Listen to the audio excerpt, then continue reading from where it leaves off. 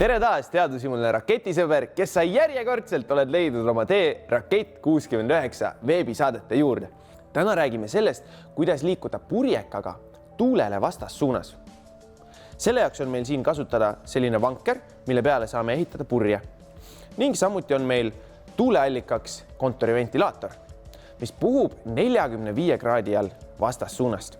Kuidas peaks sellisel juhul purje ehitama? Vaatame tahvli juures lähemalt. Olgu purjeka liikumissuund siin tahvli peal meil vasakult paremale. Siin on purjekas ning see on vastassuunas puhuv tuul. Tuul on meil siin 45 kraadise nurga all. Siia purjeka peale joonistame ka purje. Panime selle purje praegu sellise imeliku nurga alla. Kohe räägime ka miks.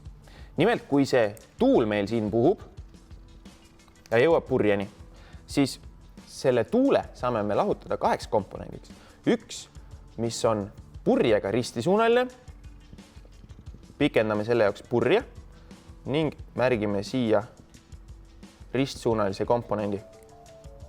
Ning teine komponent, mis on pikki purje, mis ei mõjuta purje absoluutselt. See ristisuunaline komponent on see, mis mõjutab meie purje ning mis mõjutab kogu purjekat ning märgimegi selle osa seda purje mõjutavaks siia. Selle osa saame aga omakorda jagada 2 komponendiks. Üks komponent, mis aitab purjekal liikuda edasi suunas ning teine, mis üritab teda lükata pikali. Ning see osa siin ongi see, mis paneb purjeka edasi liikuma. Miks aga ei kuku meie purjekad pikali? See on selleks, et selle vankri rataste ja laua vahel on piisavalt suur hõõrdejõud. Täpselt nii nagu päris purjekatel tasakaalustab seda jõudu vee all olev kiil. Millise nurga all aga peaks olema see puri, et ta niimoodi töötaks? Kõige lihtsam on valida see nurk 45 ning 0 kraadi vahele. Võtame lihtsustatult nurgapoolitaja ehk siis 22,5 kraadi. See nurk on meil märgitud ka siia purje alla ning oleme siia kinnitanud lihtsalt ühe papilehe. Paneme selle purje nüüd meie purjeka peale ja vaatame, kuidas ta töötab.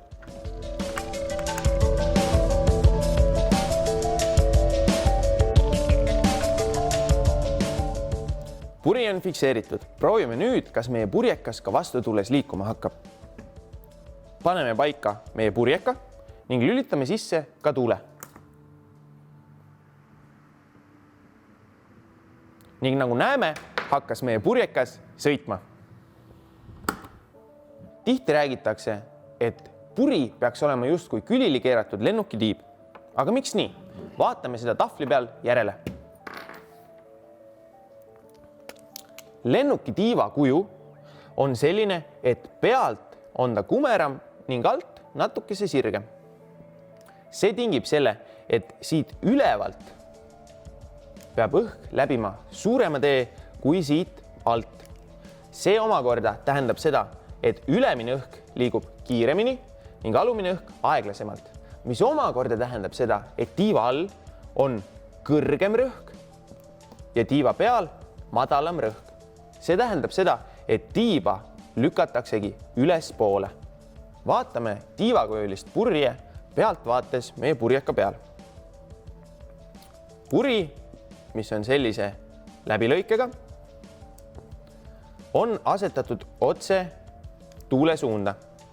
See tähendab seda, et täpselt nii nagu tiivaga liigub osa õhku purjest ühelt poolt ning osa õhku teiselt poolt, mis kokkuvõttes tekitab sellele purjele sellise jõu, mis on risti tuule suunaga.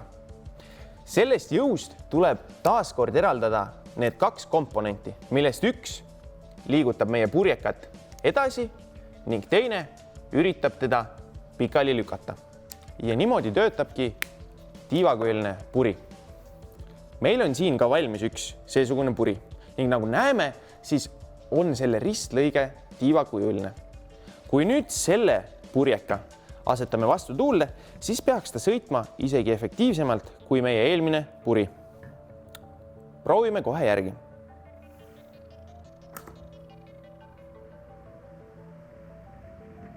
Ning nagu näeme, hakkas ka see purjekas edukalt sõitma. Ja nii lihtne ongi ehitada vastutuules liikuvat purjekat. Proovi sinagi kodus ehitada enda vastutuules liikuv purjekas.